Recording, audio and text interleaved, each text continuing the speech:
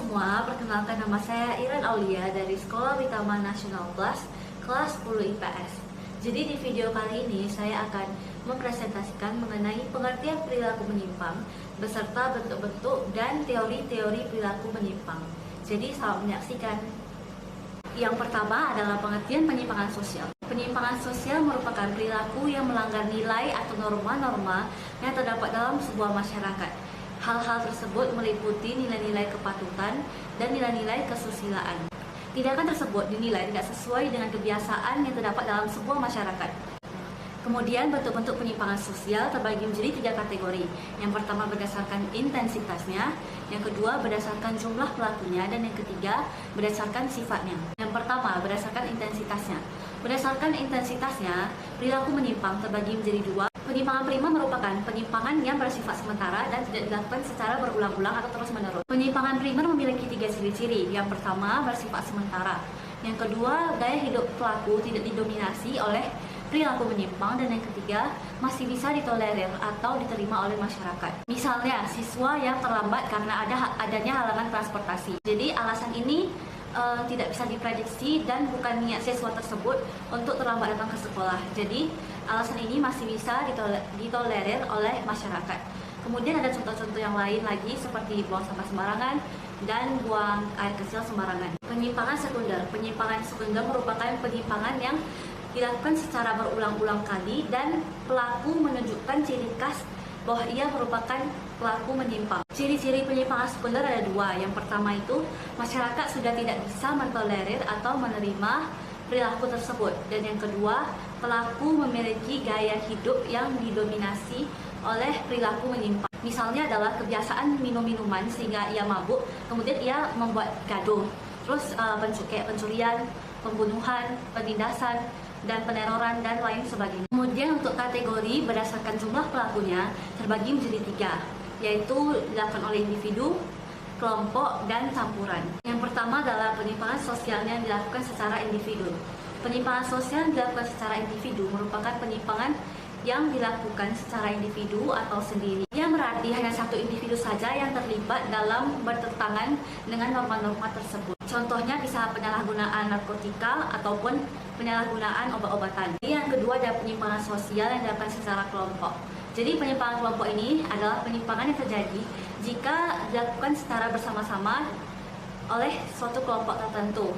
Contohnya geng motor. Kemudian yang ketiga adalah penyimpangan sosial campuran. Jadi penyimpangan sosial campuran ini merupakan penyimpangan yang dilakukan oleh sebuah golongan sosial tertentu yang memiliki organisasi yang tersusun rapi sehingga individu maupun kelompok-kelompok yang terdapat di dalamnya tunduk dan patuh terhadap norma golongan tersebut dan mengabaikan norma-norma sosial yang ada dalam masyarakat. Contoh dari penyimpangan sosial campuran ini misalnya kayak sindikat narkoba dan sindikat uang palsu. Kemudian kategori yang ketiga adalah berdasarkan sifatnya. Jadi berdasarkan sifatnya ini terbagi menjadi 2, ada yang bersifat positif dan ada yang bersifat negatif. Pertama itu penyimpangan sosial positif. Penyimpangan sosial positif merupakan penyimpangan yang dianggap memiliki dampak positif terhadap sistem sosial karena dianggap ideal dalam masyarakat. Contoh dari penyimpangan sosial yang bersifat positif seperti wanita yang bekerja di bidang politik, terus wanita yang menjadi supir taksi, wanita yang mengikut balap-balapan, dan lain sebagainya. Dan ini bisa disebut sebagai emansipasi wanita. Yang kedua ada penyimpangan sosial negatif. Jadi penyimpangan sosial negatif ini berwujud dari tindakan ke arah nilai-nilai sosial yang dianggap rendah atau tercela karena tidak sesuai dengan norma-norma yang berlaku di masyarakat. Contohnya tuh kayak pembunuhan, pencurian, korupsi, dan lain sebagainya. Teori-teori perilaku menyimpang terbagi menjadi 5. Yang pertama ada teori pergaulan berbeda atau differential association. Yang kedua ada teori labeling. Yang ketiga ada teori fungsi. Yang keempat ada teori konflik. Dan yang kelima ada teori tipologi adaptasi. Teori yang pertama adalah teori pergaulan berbeda atau differential association. Menurut teori ini, perilaku menyimpang bersumber dari pergaulan dengan orang-orang yang memang sudah melakukan perilaku menyimpang. Penyimpangan ini diperoleh melalui proses alih budaya atau culture transmission. Melalui proses ini, seseorang mempelajari sebuah subkebudayaan menyimpang atau deviant subculture. Contohnya, perilaku siswa yang suka bolos sekolah. Jadi perilaku ini ia pelajari dari pergaulan dengan orang-orang yang memang sudah suka bolos sekolah. Jadi ia pun mencoba untuk melakukan perilaku menyimpang tersebut sehingga ia menjadi pelaku penyimpangan. Dan teori pergaulan berbeda ini dikemukakan oleh Edwin H. Sutherland. Kemudian yang kedua ada teori labeling. Jadi menurut teori ini, seseorang melakukan perilaku menyimpang karena ada proses labeling yang diberikan masyarakat terhadapnya. Maksudnya adalah pemberian julukan atau cap yang diberikan kepada seseorang oleh masyarakat yang telah melakukan penyimpangan primer seperti pencurian, pemerkosaan, dan lain-lain. Sebagai tanggapan terhadap cap atau labeling yang diberikan masyarakat terhadap pelaku penyimpang tersebut, si pelaku penyimpang tersebut mengidentifikasikan dirinya sebagai pelaku menyimpang dan kemudian mengulangi perilaku menyimpang tersebut lagi sampai ke tahap sekunder. Karena menurut ia sudah terlanjur basah. Teori labeling ini dikemukakan oleh Edwin M. Lemert. Yang ketiga merupakan teori fungsi.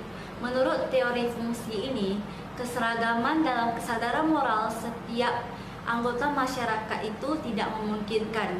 Karena setiap anggota masyarakat itu pasti berbeda satu sama lain.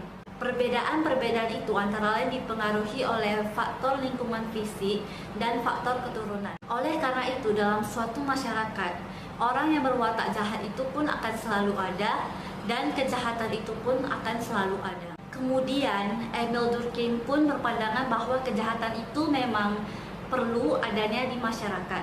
Karena dengan adanya kejahatan itu, maka moralitas dan hukum dapat berkembang secara normal. Teori fungsi ini dikemukakan oleh Emil Durkheim. Yang keempat ada teori konflik. Jadi menurut teori ini, kejahatan berkaitan erat dengan kapitalisme, sehingga perilaku menyimpang ini berasal dari kelompok-kelompok masyarakat yang berkuasa di dalam sebuah masyarakat untuk melindungi kepentingan mereka sendiri. Pandangan ini juga mengatakan bahwa hukum merupakan cerminan kepentingan dari kelas yang berkuasa dan sistem peradilan pidana merupakan cerminan dari nilai dan kepentingan mereka. Teori konflik ini dikemukakan oleh Karl Marx.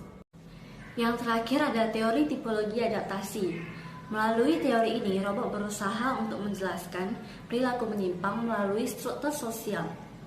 Menurut teori ini, struktur sosial tidak hanya menghasilkan perilaku yang konformis saja, tetapi juga perilaku yang menyimpang. Di dalam struktur sosial ini terdapat tujuan-tujuan atau kepentingan-kepentingan di mana tujuan atau kepentingan tersebut merupakan hal-hal yang baik. Selain itu diatur juga cara untuk mencapai kepentingan-kepentingan atau tujuan tersebut.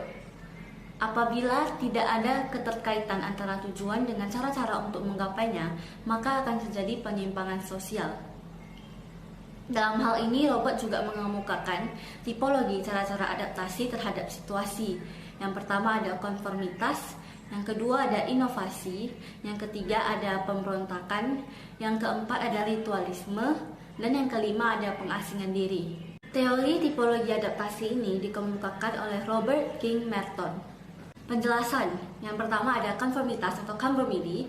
Jadi konformitas atau conformity merupakan cara adaptasi di mana pelaku mengikuti cara dan tujuan yang telah ditentukan oleh masyarakat. Misalnya, Ricky belajar dengan sungguh-sungguh agar ia mendapatkan nilai yang bagus. Yang kedua, ada inovasi atau innovation. Jadi inovasi atau innovation terjadi apabila seseorang menerima tujuan yang sesuai dengan nilai-nilai budaya yang diidamkan oleh masyarakat, tetapi ia menolak aturan-aturan atau kaidah-kaidah yang berlaku. Misalnya, Dodi ingin mendapatkan nilai yang bagus saat ujian nasional, tetapi ia tidak belajar, melainkan ia melakukan joki ujian nasional. Yang ketiga, ada ritualisme atau ritualism. Ritualisme atau ritualism terjadi apabila seseorang menerima cara-cara yang diperkenankan secara kultural, tetapi ia menolak menerima tujuan-tujuan kebudayaan.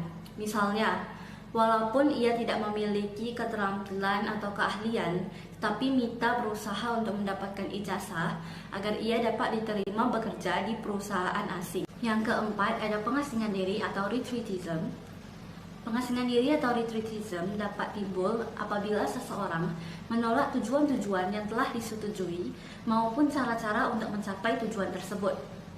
Dengan kata lain, pengasingan diri terjadi apabila nilai-nilai sosial budaya yang telah berlaku tidak dapat dicapai melalui cara-cara yang telah ditetapkan. Misalnya, tindakan siswa SD yang memukuli dirinya sendiri karena ia tidak berhasil lulus ujian akhir nasional. Yang kelima atau yang terakhir yaitu pemberontakan atau rebellion. Pemberontakan atau rebellion terjadi apabila seseorang menolak sarana maupun tujuan yang telah disahkan oleh kebudayaan dan ingin menggantinya dengan yang lain.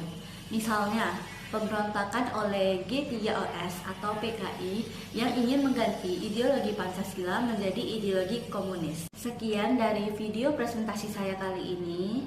Semoga bermanfaat dan mohon maaf jika ada kesalahan kata-kata. Terima kasih.